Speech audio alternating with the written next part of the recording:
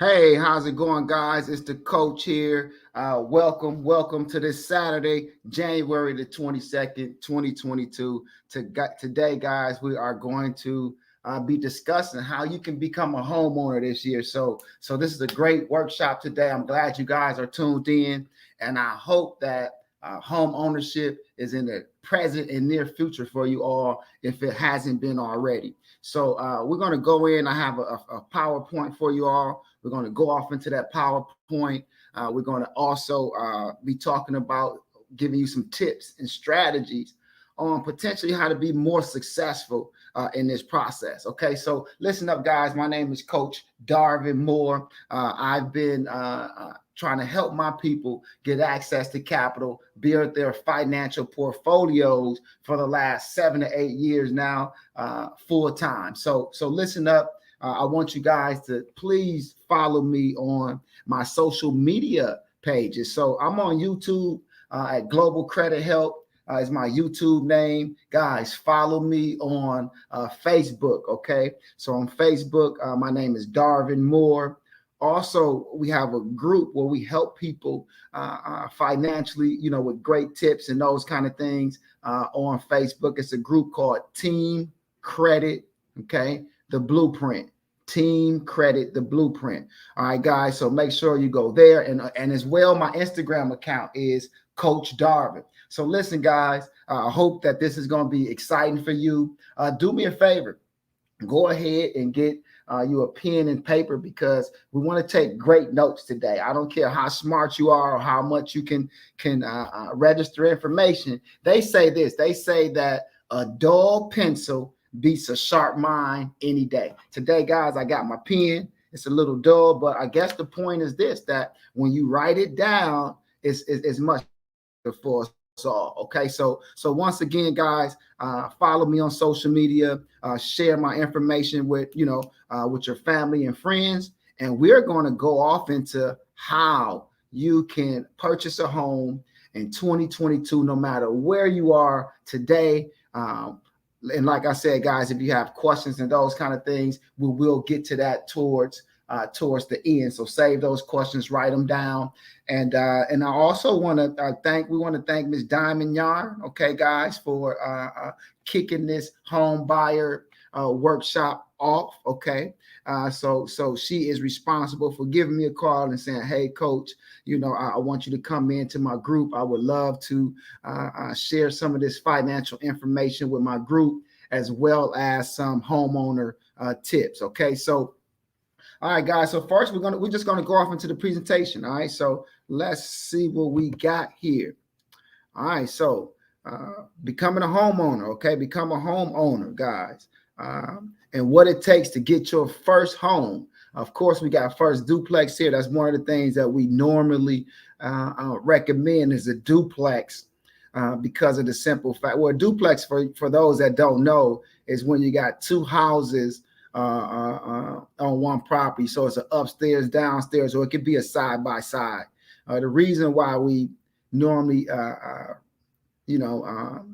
ask people to get a duplex or recommend this first is because this way, guys, the tenant could be paying your rent or your mortgage, and then you could be rent free. Okay, so this is normally why we ask you to do a duplex first, because you can still get the low down payment, and you'll be actually making money, saving money, and making money at the same time. All right, so we're going to go off into the presentation here. All right, let's see. So buying your dream home. All right, everyone wants to have a dream home, but the problem is not many people know how to buy a home properly. Okay, they don't know what to consider before getting their home. Okay, so one of the things that we consider first, guys, is what? Here are some of the important factors. Is location, right? Location matters a lot. And this is very true when getting a good home. Okay, the other factors about the home you can change, like installation, flooring, even interior, but you can't change the location.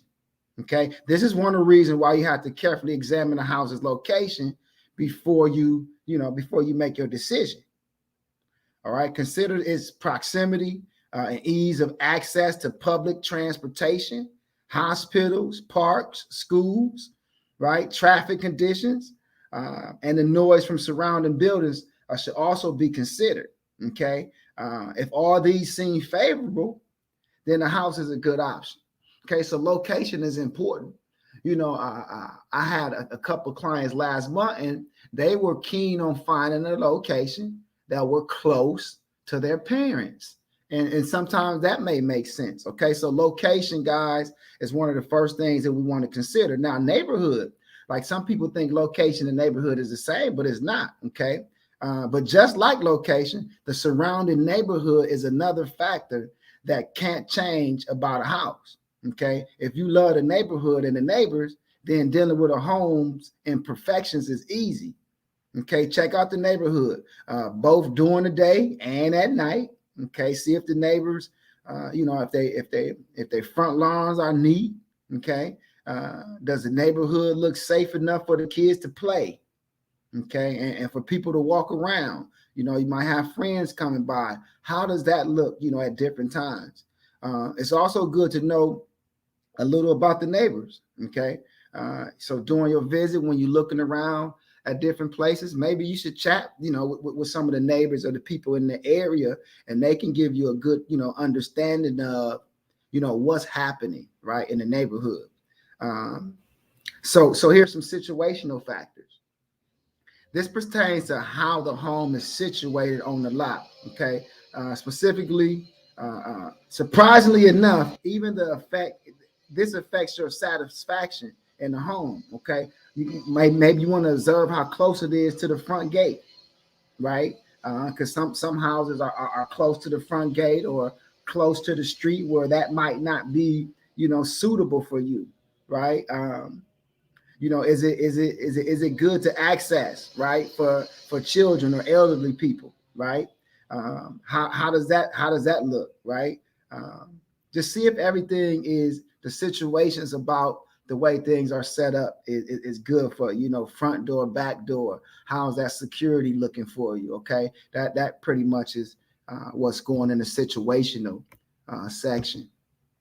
Now, here are some major mistakes people make when buying a house. Okay.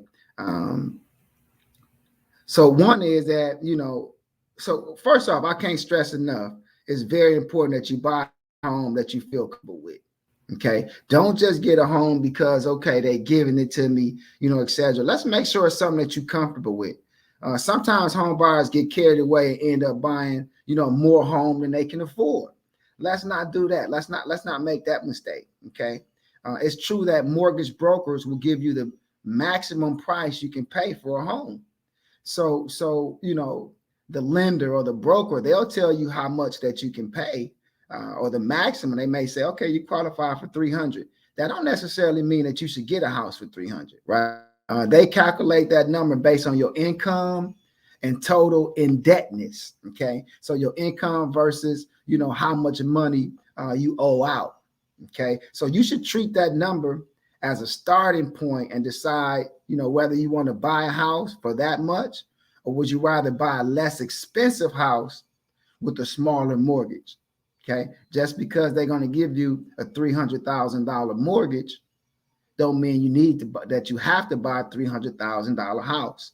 It could be a $200,000 house. All right.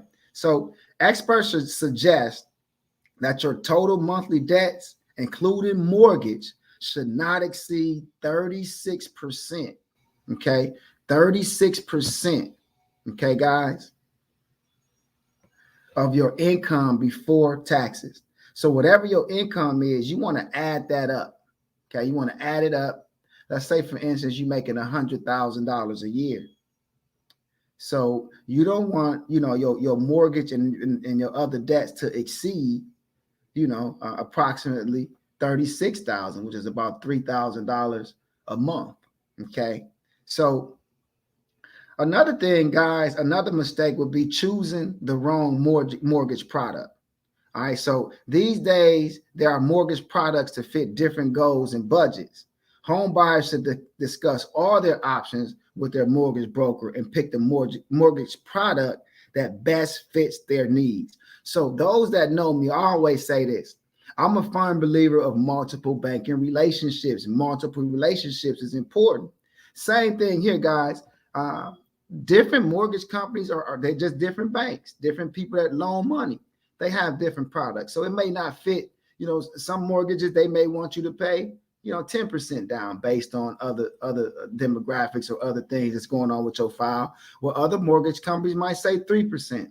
I have even seen some companies say that, they can do this for no money down, right? So different mortgage products and different interest rates are all inside there. So make sure that you choose the right mortgage company and the right product. Shop around, okay? And this is what number 3 is saying: not shopping for the best rates and costs, right? Lenders have different mortgage rates and fee structures. Most home buyers talk with only one lender, and if they are approved for a mortgage, they end up using that lender. Home buyers should talk with at least 3 or 4 different lenders and mortgage brokers. On the average, they should compare rates, terms, and fee structures and pick the one that that best fit them, the best loan. A small difference in the mortgage rate may result in tens of thousands of dollars difference for the duration of the whole loan. So 1 point in the rate, so from a 3% to a 4% interest rate, could save you tens of thousands of dollars over the period of a loan. So that's very important to know, guys. The bottom line, the interest rate is important. And this is why having good credit is important. And we're gonna definitely tie into credit and what you need to be doing to successfully close on that house. Just note that, your credit scores, dictate your interest rates. So I'll be giving you some tips on how we definitely can get, to the next level in that light. So number 5 is paying too much for your home. Okay. Before buying a home, you must make sure you are paying a fair price. The best way to access this is by working with a realtor that knows the area and can give you some good advice, right? Like most realtors know if the house is a good deal overpriced or not. Okay. You should also check a list of all the recent sales of comparable homes in the same neighborhood. This will give you an idea of what others paid, for the same kind of house in the area, right? And this helps you gauge on potentially what you should be paying, for this house. Okay. So let me say, fall in love with the property before buying it. Okay, so this is another big mistake that many buyers make when looking for their new home. When you fall in love with a property, you will be more inclined to make bad decisions. Okay, it's very important that you analyze each property objectively. Okay, each property. It's great that you find a home that you like. However, make sure you control your emotions.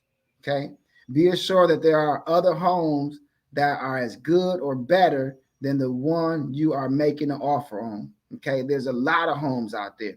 The same way you found this one, you can find another one. Okay, if this one don't work, so don't fall in love with the property. Another thing is, especially when you go in there and you seeing it with the seller's agent, or the owner is there. You don't want to go there and say, oh, this is it, I really want it, I want it. Now, don't get me wrong, if you want a property, you get it, but don't look so crazy that you gotta have it and get crazy about it, because a lot of times when you do that, you may not be able to negotiate as well. Although right now I know that we're in a seller's market, and so there's not a lot of negotiating room, but you always want to try to see if you can get a deal. And if they know you in love with the property and that you got the money, they probably try to be, a little bit strong on you when it comes to you trying to get a better deal. They may not accept. Okay. So number 7 says what, guys? Hiring a bad real estate agent. Okay. So you want to do your due diligence, find you a good agent that you can work with. So buying a home can be a very stressful process, first off. Okay. So make sure you work with a realtor you really like and feel comfortable with. Don't make the home buying process more difficult than it needs to be. Okay. Also, Make sure the realtor you choose understands the local real estate market, okay, where you want to buy your property. A local agent will be better equipped to provide sound advice through the process. Okay. So I have some agents that's worldwide, etc. But, local agents, they know the area and they can help negotiate and get things done a little faster. So I always recommend that you have somebody locally, helping you out and getting you through the process. Okay. So number 8 is forgetting that you may want to resell the house in the future. Now, I think this is a great factor, right? You got to think about it, guys. Of course, this is your house, your home, but it's still an investment property. So you got to be thinking smart about, what you getting yourself into. And a lot of times, like, yeah, we love the house today, but we may not be staying in that house for 5, 10, 15, 20 years. Like our parents or grandparents, they stayed in houses for quite some time. I think the stat said on the average 15 to 25 years, where this generation, we're in different houses every 2 to 3 years. So I want to make sure that we're mindful about the fact that it's an investment as well. So 8 is just saying, guys, forgetting that you may want to resell the house in the future, okay? When buying a home, you should always consider this factor, okay? You should always consider that one day you may decide to resell it. Okay. You need to make sure the house you're buying will appeal to a great number of potential buyers when it's time to sell it. For example, you may not mind, the noise from a major street nearby, but most buyers will not buy a house close to a major street, right? Well, a lot of traffic because, they want to sleep or they want to have peace.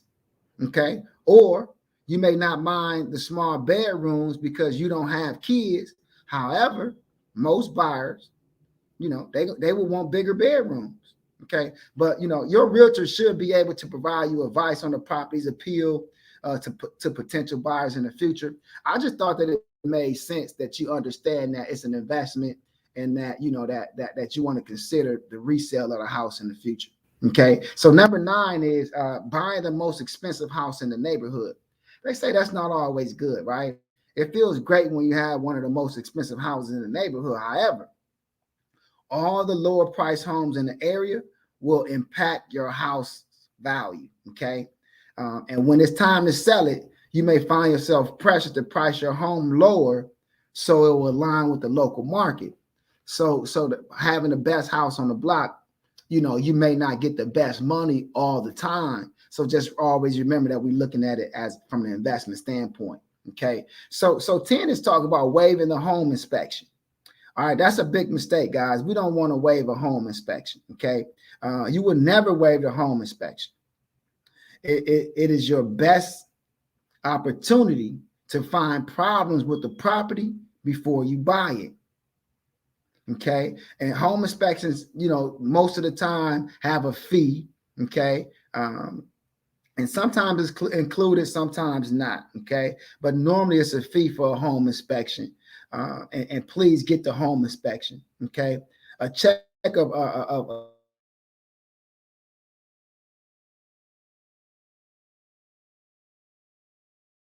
the home's heating and air conditioning systems, plumbing, the structure, the plumbing, the garage and basement. Like, home inspection is good. They check everything.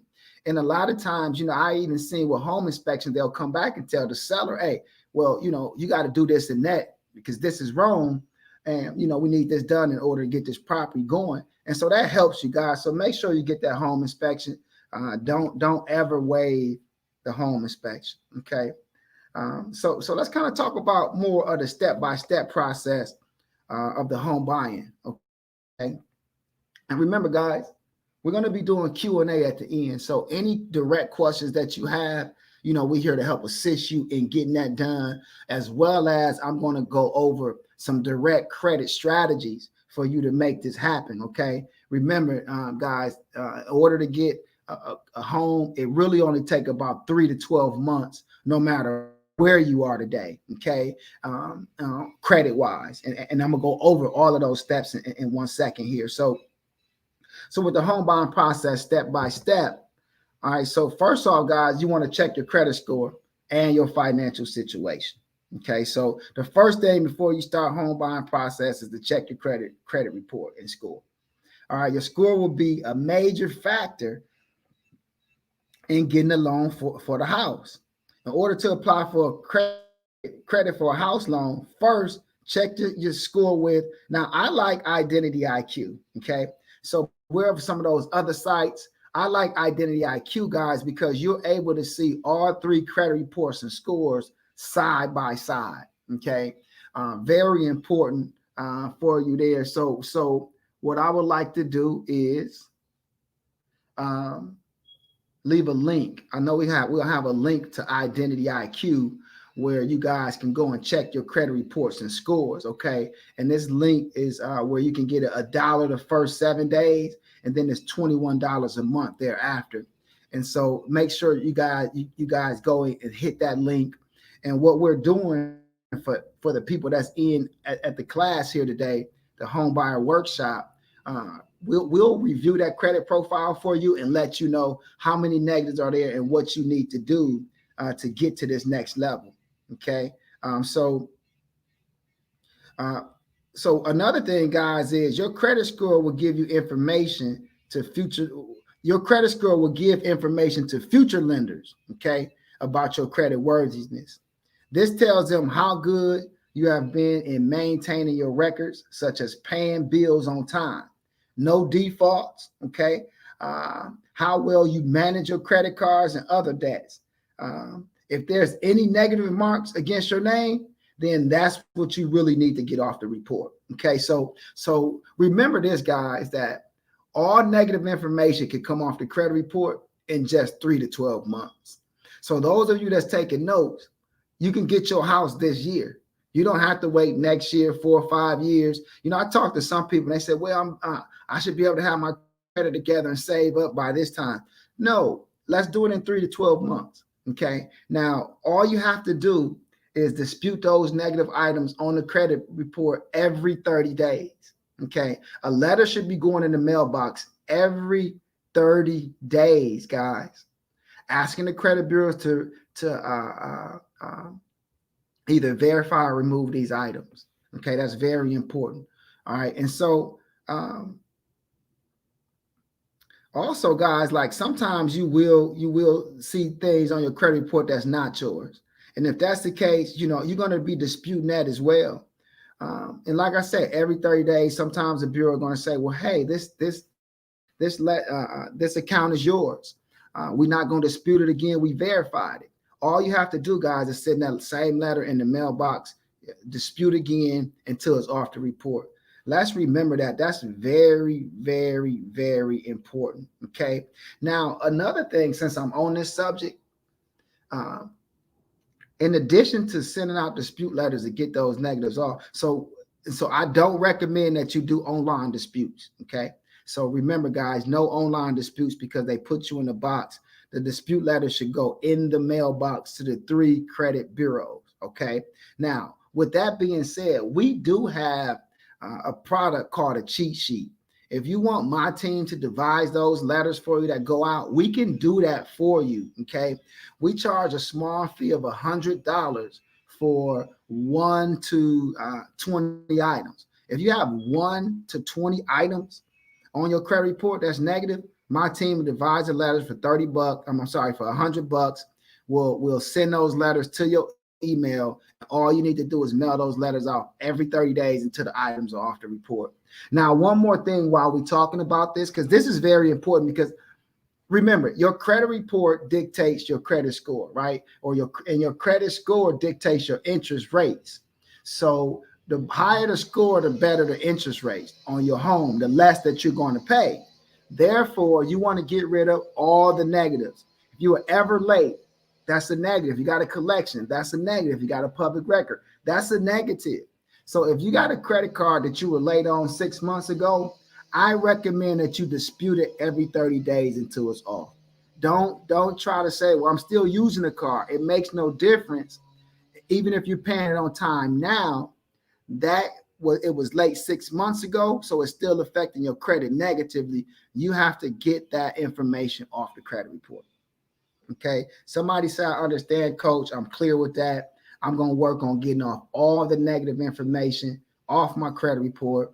And like I said, guys, get Identity IQ, get the cheat sheet, and me and my team will help you get to the next level. Okay. And so this next one says, get approved, get pre-qualified. Okay. So a lot of times, guys, so experts, let me go this way. Experts recommend speaking to a lender about getting pre-approved or pre-qualified for a mortgage as soon as you become serious, okay, about buying a home, to see what price range you can afford and what your approximate monthly payments will be. So that's what the pre-approval or pre-qualification is for, so that you can get a glance of how much can I get approved for, a banker? Will you give me a loan for 200,000 for a house, 300, 400? That's what the pre-process is all about. And also kind of telling you, you know, what your monthly payments will be. Okay. Most home builders have their own mortgage company. So if you're trying to build a home from scratch, a lot of those builders work with their own company as well, or they have a list of preferred lenders that they do business with. Home builders, sell consultants are very skilled in helping potential home buyers get a good idea of what they can afford. Okay, so you always can find a sales consultant for a home builder, and they are kind of, you know, they can give you, you know, gauge based on what they've seen. Okay, many offer many application that can help buyers begin the application process. They can also provide a list of preferred lenders they do business with. Okay.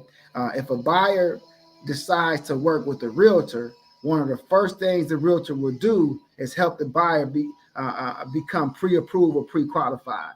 Okay. And sometimes what you can do it ahead of time. You can, I know that we've partnered with a couple of banks that are looking and doing pre-qualifications. One is Self-Help Credit Union.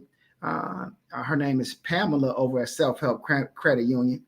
She'll help you guys get pre-qualified for those individuals that's in Wisconsin. Okay, Self-Help Credit Union. We have a couple others, and we'll leave the information for you. We have another guy, Brandon Lee, that's very good at helping people get loans for homes, etc. And those people that want something that's real streamlined and simplified, you also have Rocket Mortgage, okay, online. They're pretty quick and fast. Of course, they will pull the credit report, okay. And sometimes what you can do if you're trying to get pre-qualified and you're shopping around, you know, what you want to do is you want to ask those lenders or brokers or banks, you know, if you can just send them a copy of your credit report, and if they can just use that to kind of, you know, give you a pre-approval, okay. I hope this is making sense, guys, because you don't want to have a bunch of inquiries. So because some people will try to get pre-approved and they go to a lot of different places and get a lot of inquiries, and we don't want to do that because inquiries lower the score and stops you from being able to get, you know, more access. So you want to be mindful about limiting, you know, the amount of inquiries that you have. All right, now I know Pamela over at Self-Help, what they do is they actually won't even run the credit or anything until they know that you qualify. And until they know that they got all the documents you can qualify income-wise before they even run credit. And they also are able to get, you know, home loans as low as 580 credit score. Okay. But of course, I don't recommend you get a home loan with a 580, because I'm going to give you some tips and tricks to get your scores up and over 700. Okay, I'm just letting you know that they do have programs available for people with 580 credit scores and above. Okay, so all right, so I'm hoping all this is making sense to you guys. So let's kind of talk about some of the pre-qualification documentations that you're gonna need. Okay, so of course, guys, you're gonna need your identification. Okay, government issue ID, driver's license or passport. Okay, this is what you're gonna need to get pre-qualified. Okay, and also, of course, to actually get the loan, you're gonna need some of this stuff. So let's see here. Give me 1 second. All right, if you guys can hear me well, just say yes. I got somebody that said, "Hey, coach, we can't hear well."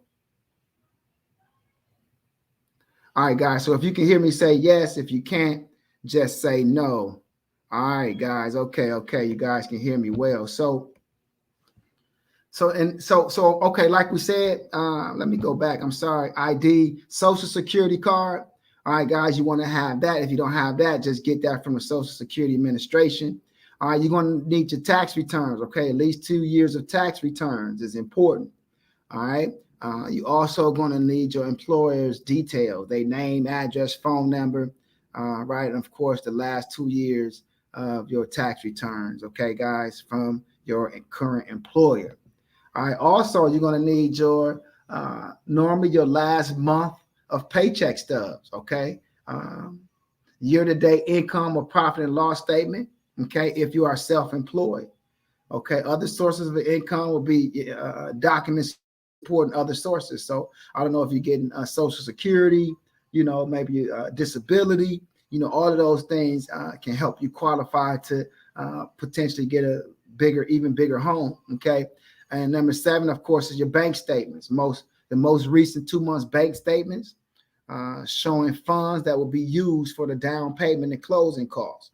Okay, so in most cases, guys, we're putting anywhere between 3 to 10% down on a home. So most banks want you to have that, and a lot of times they want you to have that money in the bank for a couple of months, right? Seasoned for a couple of months. So that down payment money, when you get ready to get to a house, make sure that you had that money in a bank account for at least a month or two. Okay. Or ask the lender, what are they requirements for down payment? How long does it have to be in the bank account? But normally it's 2 months. Now, if you don't have down payment in there for 2 months, there's ways around it, right? Some of the ways around it is getting a gift, right? One of your family members, mother, father, sister, brother, could gift you the down payment, right? So if your dad or mom have the $5,000 they can put down for you in their account, then some banks will allow that, okay, as a gift. And now you don't have to have that money in the bank for those months. Now, a lot of times they will request to see proof that the person that gifted you money, right, has it in their bank account, and that's fine. So I'm hoping this is making sense, guys. If you learned something today, say, Coach, I learned something. Of course, it's going to be some more stuff we're going to be bringing to the table, but I'm hoping this makes sense. But guys, listen, anybody can do this in 3 to 12 months, no matter where they are today, okay, by removing the negatives, making sure the right positives on the credit report, and going to find the house, going to find you a realtor that can show you the houses, going to a lender to get pre-qualified. Okay, guys, and you go get that house this year. So here's some more documents that's needed. Okay, the landlord's details. Okay, wherever you stand now, they want those details. And a lot of times, but not most, they want 12 months history of receipts, okay, of alternate credit. So they normally only want 12 months history of receipt of alternate credit if you don't have your own credit. You see, it says here, if no trade lines, report on the credit report. Okay. So if you don't have anything, report on the credit report, then maybe, you can go get your telephone bill that you've been paying for 12 months, your electric bill, water bill, whatever bill you've been paying for 12 months, and you can show receipts. Some people are giving loans for that. And self-help credit union is one of them, okay, that can help you if you don't have any credit, but if you have, other things that you are paying that, you can get across that threshold of, getting yourself into a property. Now, another thing in addition, when we're talking about this history, because history is a very important factor on when it comes to having a decent credit score and really just getting access, getting approved for a home. So one of the places that I recommend for those that's taking notes, and I'm quite sure we'll have the link to this, is going to a place called Rental Karma, okay? And there's another place called Rent Reporters. You guys that's taking notes, let's write this down. Rental Karma and Rent Reporters. This is very important, okay?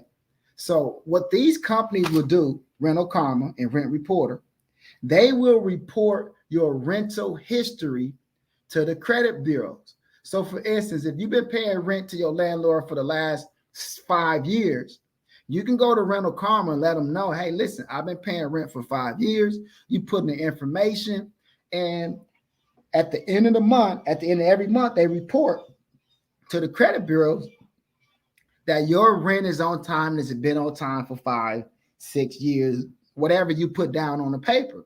So this is very important.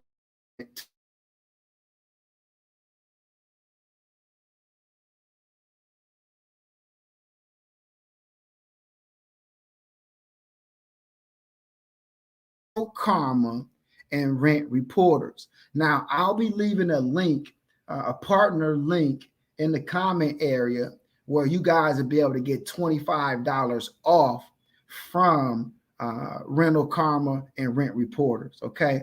And it's a referral code as well. So when you go there, use the referral code COACHDARVIN. Okay. COACHDARVIN, and you'll get $25 off. And that's a great, you know how people talk about trade lines? They say you need trade lines on your credit report, right? So guys, Rental Karma and Rent Reporters, they are trade lines. This is a trade line that you are adding to your credit report to boost your scores, give it history so that you can get into your home. Okay. So I hope this is making sense to you. Hope you're taking notes. So let's see what our next slide is on. Our next slide is, of course, decide what you can afford. Okay, that's very important. What can you afford? Do you know? See, a lender might approve you for a certain amount, but it doesn't necessarily mean you can afford it. Be sure to factor in other debts and expenses, along with savings goals.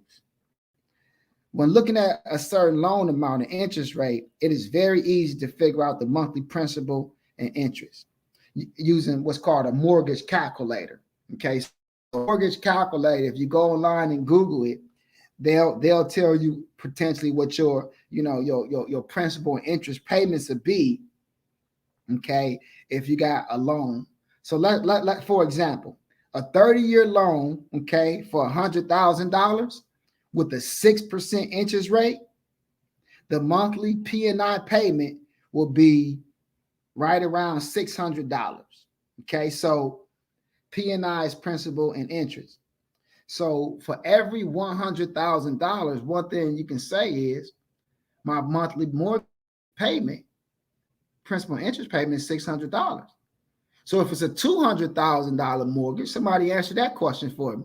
How much would your principal and interest payments be on the average? Somebody answer that.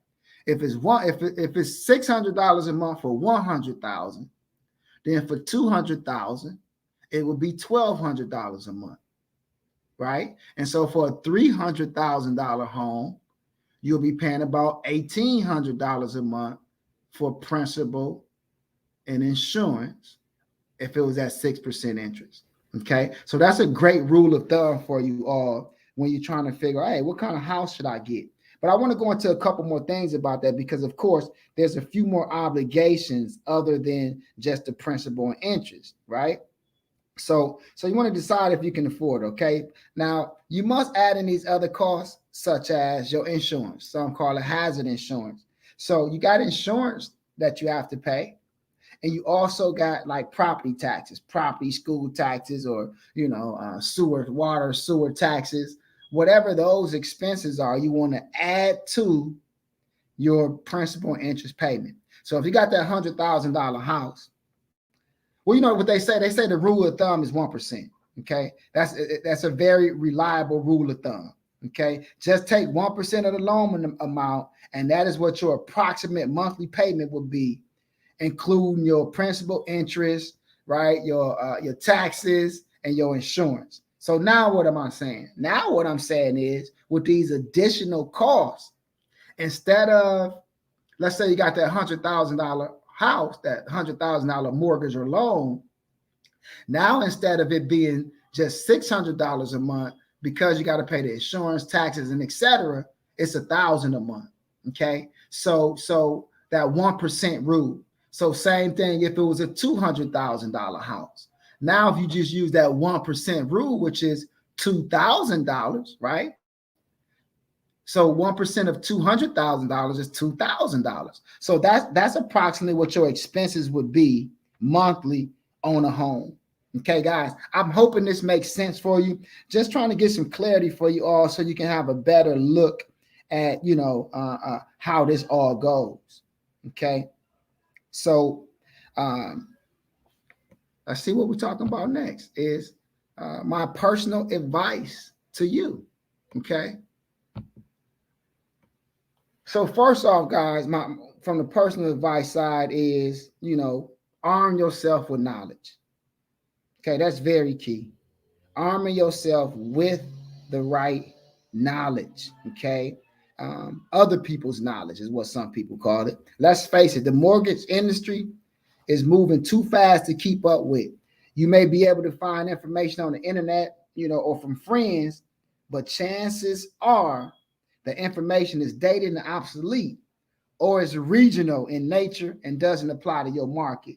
Okay, so this is why using other people's knowledge is important, because you get to use your smarts to hire the best of the best to help you with your home buying. Okay, be sure the advisors you are working with are local to your market, okay, that you buying in, because they know what type of programs and different things are available.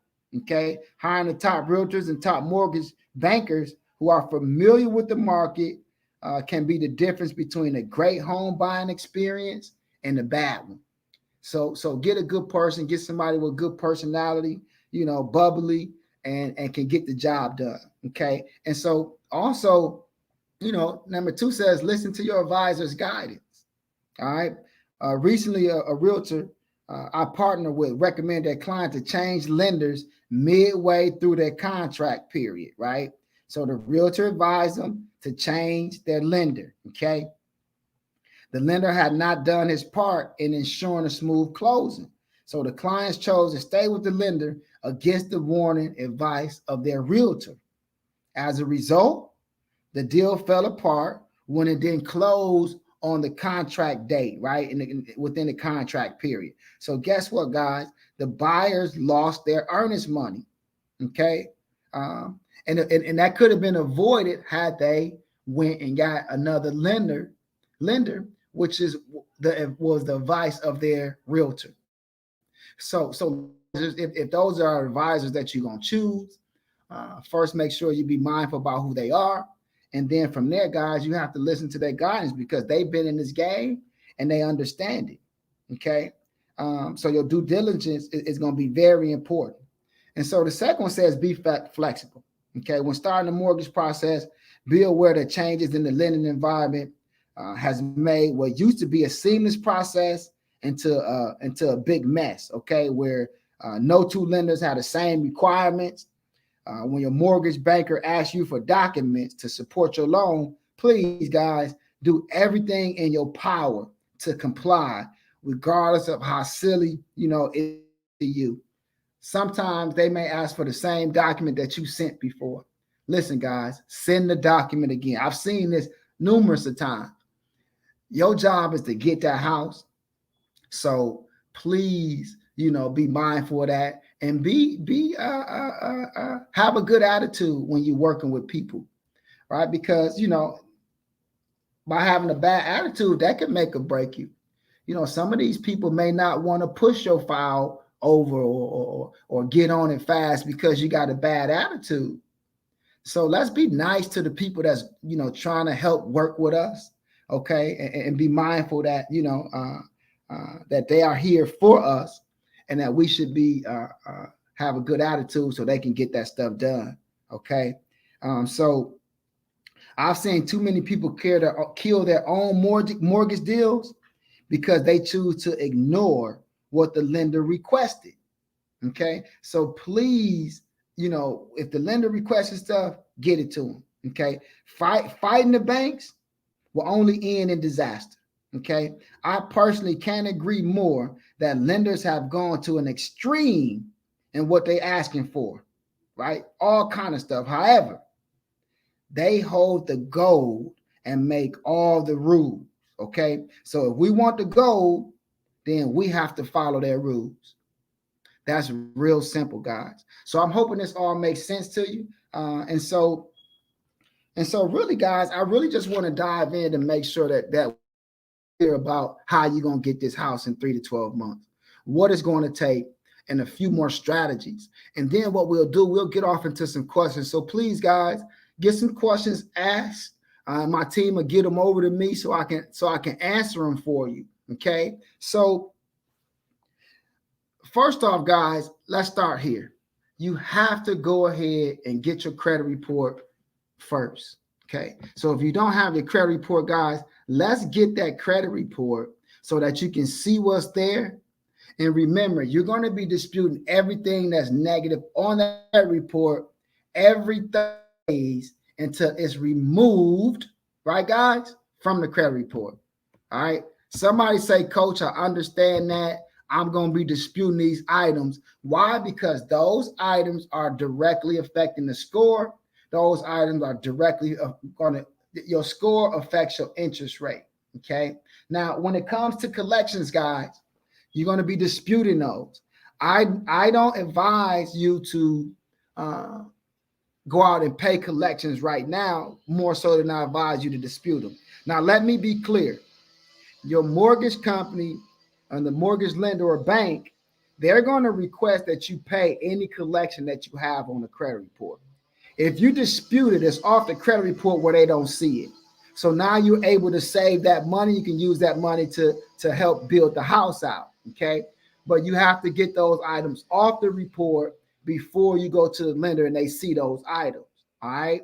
Now, if there are items on the report and the lenders see them, if there's collections on the report, they're going to make you pay those collections before you can close out on that house. Now, in most cases, they don't care about medical collections. If they're medical collections, then they'll allow that. Okay, they'll allow that. But any other kind of collections, they want you to pay. So this is why it's my advice to dispute them monthly until they come off. Now, we do know if you pay a collection and they don't take it off the report, 9 times out of 10, that can lower your credit score. Okay, I want you to understand that as well. Paying off a collection or charge off could lower your credit score. This is why it's my advice to dispute it, to remove it. In most cases, they all come off in 3 to 12 months. Okay. So you're going to get your credit report. You're going to take a look at it to see what's there. Okay. And you're going to dispute all of the negatives. Now, let me put a step in between that when you get your credit report. I'm sorry about this. What I want you guys to do, this is a hack or a tip, I should say. You should remove all of your old names and addresses from the credit report. Okay. If you got old names and old addresses on your credit report, those should be removed before you start disputing. Because what happens is some of those old name variations and those old addresses are tied to some of those negative accounts that's on your credit report. And so by getting those old names and old addresses off the report, guess what? That's going to help aid in you getting these negatives off the report because they can't verify. Some of those old accounts are tied to the old names and old addresses. And if you get the old names and addresses off, the bureaus can't verify because they need four identifiers to verify. So let's get that done, guys. And guess what? If you need that letter, we have a letter that goes to the bureaus to remove old names and addresses. Go ahead and sign up on our mailing list, and we'll get that letter over to you for free. Okay, the name and address removal letter. All right. Also, guys, as a tip, you also can call the credit bureaus to get that off the report as well. Okay, you can call the bureau to get that stuff off the report as well. So this is the other thing. Removing negatives is only half of the battle. Okay, that's only half of the battle. The second half of the battle is adding the right positives to the credit report. Okay. And so that brings me to this slide here where we have something called the components of credit. I'm not sure if you guys seen this before. Okay. But this is the components of credit. This is very important. If you can, I would like you to take a snapshot of this, write it down, take a picture, because I want to share something with you. Okay. Credit is twofold. We got negative information that we're going to remove off the credit report. I told you how to do that. So everybody should have A1 credit from that aspect. No negatives, because you're just going to dispute every month until it's gone. Now, what about the positives? How do we get our scores up to the 700 plus, coach? That's very important to know. So what you must do, guys, you need, for a home loan, I recommend that you have 3 to 5 positive accounts on the credit report. Somebody write that down. 3 to 5 positive accounts. Okay. Because if all the negatives are gone and you don't have anything positive, you still don't have any credit. Is that right? Yes. So you want to have 3 to 5 positive accounts. Now, you guys remember I told you about Rental Karma and Rent Reporters. That'll be 2 positive accounts. Okay. Now, the other positive accounts that you can add would be a potential secure loan from your local credit union or bank. Okay, like Navy Federal, they have what's called a pledge loan, where you're able to put up $1,000, and they'll give you $1,000 loan. And you pay that money, you pay that money back, and you get the money back, but it's added to your credit report. Okay. So that's another great item that you can add to the report. Something else that you can add to the report is an authorized user. For those that don't know what an authorized user is, that's like if your mother or father have a credit card, or your sister or brother, they can call their credit card company and they can add you to that card as an authorized user. And that also helps build your score, because what that would do is that would give you payment history, depending on however long they had that card. You see, payment history says 35%. So if somebody added you on a card that had 5 or 10 years history, you'll be getting pointages just for that history. Okay. In addition to that, you see it says this section that says 30% amounts owed. If somebody adds you to a credit card as an authorized user, you also get points in this area as well. Now, it's very important, guys, that when you get added to a credit card, that credit card balance is 10% or less of the limit. Okay. If that person is using too much on that credit card, don't add yourself to it, because it's not going to help your credit much. If you want to help your credit the best, they need to be at 10% less of utilization. Now, let's kind of talk about this pie a little bit more. Remember, 3 to 5 positive accounts is what I want you to have, and I want you to have all the negatives removed from the credit report. Okay. So 35% of your credit score is payment history, guys. How well do you pay?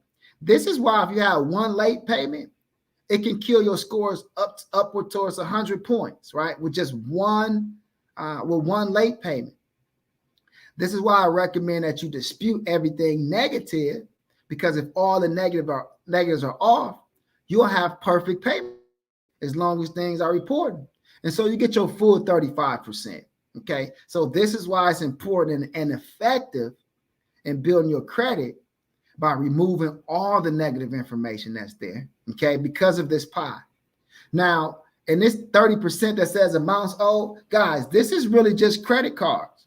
You see, it says how much do you owe and how much of your available credit you have or have you used. So if you have a credit card, only one credit card, and it's $1,000 limit, the second you start using over $100, you start losing points. Okay. So you want to be at 10% or less for maximum scores. All right. So as soon as you pay that credit card back down, your scores will increase. So let's just make sure, if we're trying to get into a home, that we are mindful that our credit card balance affects our overall score the most. Okay. So if you want to get those scores up right away and you got credit cards, then you want to get that balance down. Now, let me get a little anal for a second. I don't want to confuse anybody. The industry says that you can owe 30% on your credit cards and you okay. That's average, guys. If you want average credit, you at 30%. Okay. If you want good credit, then you're going to be at 10% or less, right? But if you want the best possible score you can have, if you want excellent credit, then you need to be at 1% of the total limit. Okay, hope that makes sense. Now, I'm going to tell you a little bit more about this pie, guys. I'm going to tell you a couple more tricks or tips, and then we can go into questions, okay? Because everybody's in a different place. I know you guys might have some questions for me. So 15% of your credit is length of credit history. So how long have you had credit is 15% of your overall score. And this is also why it's important, guys, to look at the rental karma and the rent reporters, because you'll get length of credit history as well. Okay. Another 10% of your credit is new credit. And this is really dealing with inquiries. Okay, guys. How many times, how many times have you been looking for credit? How much new credit is on your credit report, right? And so that's 10%. Another 10% is types of credit. Do you have a home loan, student loan, car loan? So the profile wants to see a diversified look, okay? So you get points for that as well. Now, I don't want to confuse you. The main objective and the main thing that I want all you guys to really worry about is getting rid of the negative accounts, okay? Which means you're going to have great payment history, and making sure that you got 3 to 5 accounts, and one of those accounts, 1 or 2 of those accounts need to be a credit card. Okay, because if you don't have a credit card, you will miss out on this 30% amounts owed section. Okay, so by not having a credit card, you can miss out on many points. Okay, so I hope this makes sense to you guys. So let's see, man. I don't know if you guys got any questions for me, but you guys can go ahead and getting those in. Student loans as well, guys, can come off the credit report. So if you got student loans, you can dispute those. If they're late, you definitely can dispute them. Some people aren't late on student loans, but in some cases, the student loan could affect them from getting a home. And if that's the case, of course, you can dispute that as well off the credit report, okay? You can dispute accounts that were never late. So if your student loan was never late, you can dispute it. If the student loan was late, you can dispute it, okay? You can dispute anything. All right, thanks to the FCRA, which is the Fair Credit Reporting Act. Now, this goes for bankruptcies as well, guys. Listen, if you got bankruptcies on your credit report, you can dispute that as well. All of these things, no matter what, guys, come off the credit report, okay? All of these things, guys, can be disputed off the credit report with no problem at all. All right?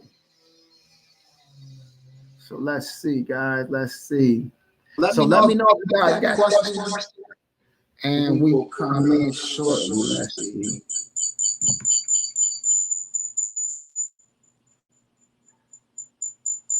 All right, so I think I'm on. If you guys hear the echo, let me know.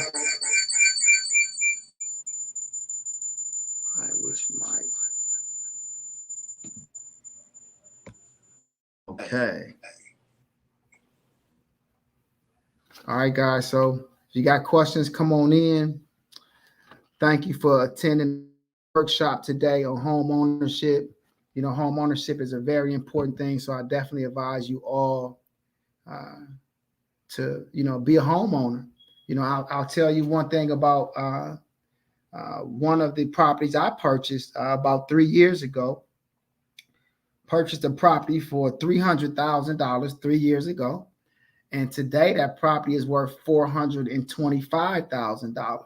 So even though I paid approximately $2,000 a month for the expenses or the rent, the mortgage, by renting it out, I made a couple $100 a month.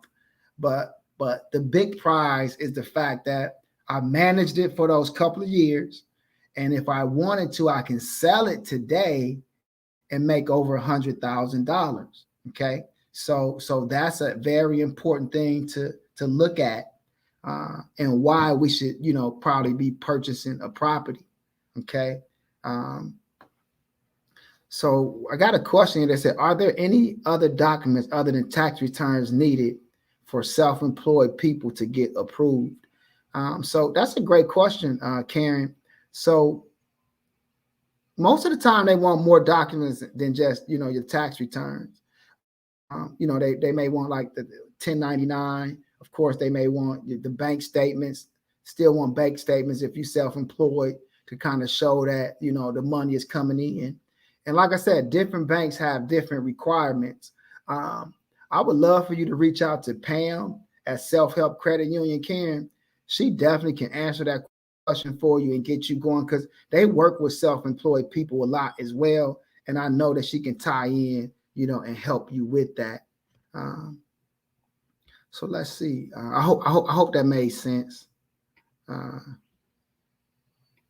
Another question here. With the cheat sheet, will the letters be customized for one situation, or is it a general dispute template? That's a great question. So the cheat sheet, basically, it is going to be customized because it's going to have your specific information on there. Okay, so it's going to have your specific accounts, your account name, your account number, and those kind of things. Now, for the most part, yes, it is standard, a standard letter asking them to verify this information that's on the credit report, or simply remove it. Okay, so that's pretty standard. The account names and account numbers are actually in blue ink as well. So if you're sending out letters yourself, I definitely want you guys to use the blue ink strategy, where you're using blue ink when you're writing down the account names and numbers, so that it won't go through certain computer systems. Okay, so I hope that makes sense. All right, let's see what else we got. We got some more questions here. Let's see.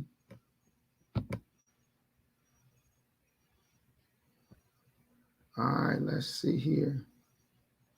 I have 6 to 7 mixed account on my credit profile, all on time. Payment, would like to buy a home. Okay, good morning, Coach. 6 to 7. Okay, mixed accounts on the credit profile. Good. And so you would like to buy a home. Great. So I don't know what those scores are, but it looked like if you don't have anything late, everything on time, you should be able to get out and go buy that home. We got a couple people that you can go to that can pre-qualify you. Congratulations for having, great accounts reporting. Go ahead and get that home.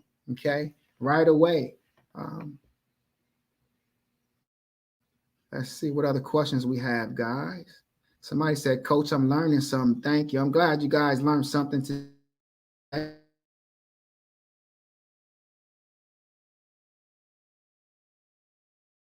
Beautiful. All right, so I'll give you guys a couple more tips. Like I was talking about earlier, I definitely like or advise people to look at duplexes first. That's where you really got two properties under one roof.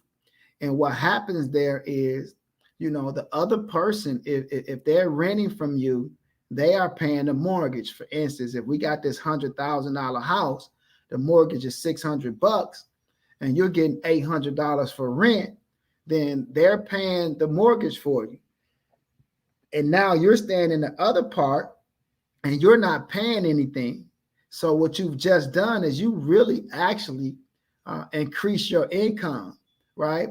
And also what you've done is you put yourself in a place where now you are not renting, but owning for free, or you're not paying for rent anymore, right? So now you're able to save that money or invest that money and do something. Now, some people say, well, I can't stay with nobody, Coach. I want to stay by myself. Well, that's okay. Get the duplex first, stay there for a couple of months, and then move, right? But at least now it still applies. You're renting both places out. One person is paying the mortgage, while now the other person is paying you X amount of dollars, and you could take that money and use that towards wherever you're renting, or just buy another house. I like duplexes first because you can get a duplex as a homeowner loan, right? Owner occupied loan, which is normally about 3% that you have to put as a down payment. And it's an investment property because you're making money on it. But now you can still go out and get a single family, 6 months later without it being a problem as another homeowner loan, right? At 3%. But if you get a single family first, it's hard for you to go and get a duplex as a homeowner loan because they said they're going to think that why would a person, go from a single family to a duplex? So it's just a strategic way of looking at scaling up, to get access to money and to, start your real estate empire. Okay. So I hope that makes sense as well for you guys. Now, let's see here. Another thing too is, a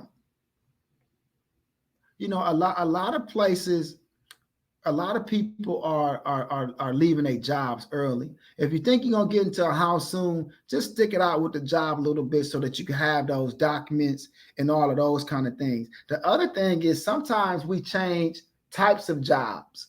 So a lot of times, if it's in the same industry, then they don't care, right? If the job that you have is in the same industry, they'll use your tax returns. They can use that income. But if you're in a different industry, a lot of times they want to see you, working in that industry for 6 months before they actually will give you that loan. So if you're in the medical field, stay in the medical field, right?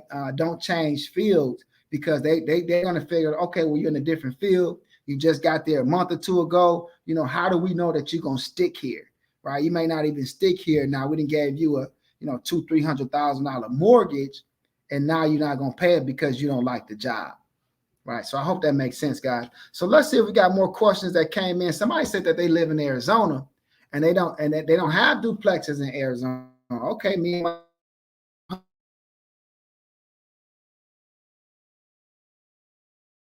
husband, do you think that's a good idea? Of course, that's a great idea. Look at some home builders and stuff in your area. See if they can build you a townhouse, how much it costs, and see, if it makes sense for you. Of course, I think that's a great idea. Okay. Somebody said that their scores is 668, 650, and 665. Congratulations. So what I say to that is, you can boost it up some. You qualify for home, of course you do. Why isn't it 700 plus? If you got some negatives, what I recommend you do is go ahead and dispute those every 30 days until they off. The only other reason why your scores can be here is potentially you got credit cards and you're using too much, right? And so you want to adjust, how much you're using on your credit cards. Get that down some. That'll increase the scores. And the only other thing that I can think with the scores like this is potentially you don't have credit cards reporting to your credit profile. And if that's the case, then what I want you to do is go ahead and, ask one of your family members, mother, father, sister, brother, if they got a great card, low utilization and never late, to add you on there to get those scores boosted. But to be clear, you definitely qualify for a home.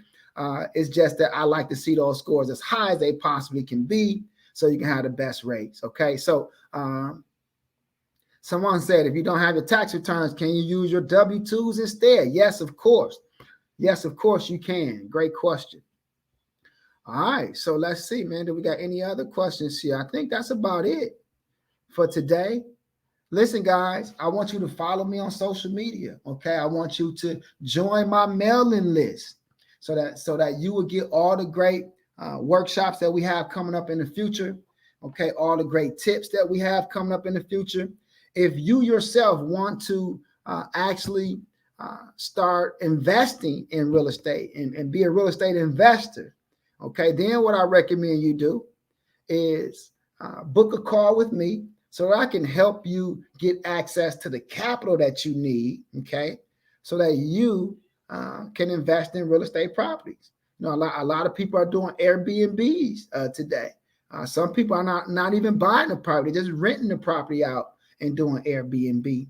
I had a person purchase a property for themselves, and this property had 2 extra bedrooms, and they Airbnb them to make more money. So you could, even if you're just thinking about a house for yourself and you want it a little bigger, maybe it can be bigger so that you can so that you can rent it out to somebody else, here and there, so that you can make money. I think that's an awesome ideal as well. So join my mailing list, guys, so you can get more information. Book a strategy call with me as soon as you can so I can give you the steps that you need to get to the next level. Those of you that got negatives on the credit report, listen, get Identity IQ. Monitor your credit so you can see what's happening. Send a letter out every 30 days until those things are off the credit report. Let's get into that house this year, okay? Let's make some money this year. It can happen. You just got to follow up and follow through. The only thing that I've seen here and why people have not been successful is just because they haven't followed up or followed through. And that's about it, guys, right? All you have to do is send a letter, put it in the mailbox every 30 days, add a couple positives, and watch the magic happen. Save some money, okay? Be responsible. That's all it takes. And you can become a homeowner this year. You can become an investor this year. I don't care where you at today. If you want to invest in real estate, I can get you there. If you just pay attention, if you follow instructions. So book a call with me if you need any further information. I tried to make this as with as much information as possible to help you guys get into that house.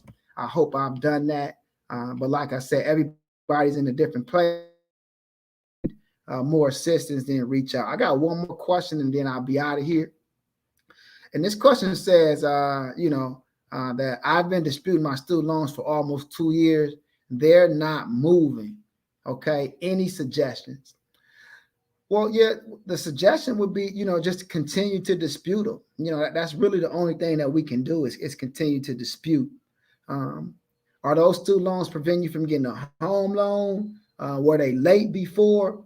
Because if you've been disputing for almost 2 years, then maybe they haven't been late in almost 2 years, which means that they're really not affecting the score much. And maybe that's not the best place to look. But if the student loans are definitely disrupting your debt to income ratio, then of course we need to get that off the report. So in that case, you just need to continue to dispute. Just as a tip, one of the things that we do to help assist in getting things off faster is just putting an alert on our credit report, right? Putting an alert saying, hey, listen, we've been a victim before. Somebody used our information without my consent. And so you add that comment on your credit report with the credit bureaus, and then you dispute, and it makes them look at it a little bit in more depth. Okay. When you put a identity theft or a fraud alert on the credit report, a lot of times that helps aid in getting some of those things off of the credit report.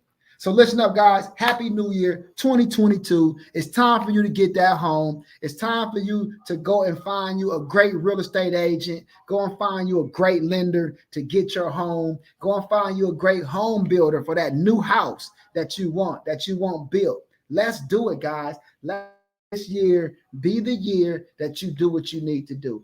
Any questions, I want you to reach out to me and my team, and we will get you to the next level. Listen up, guys. It's the coach in the building. Peace.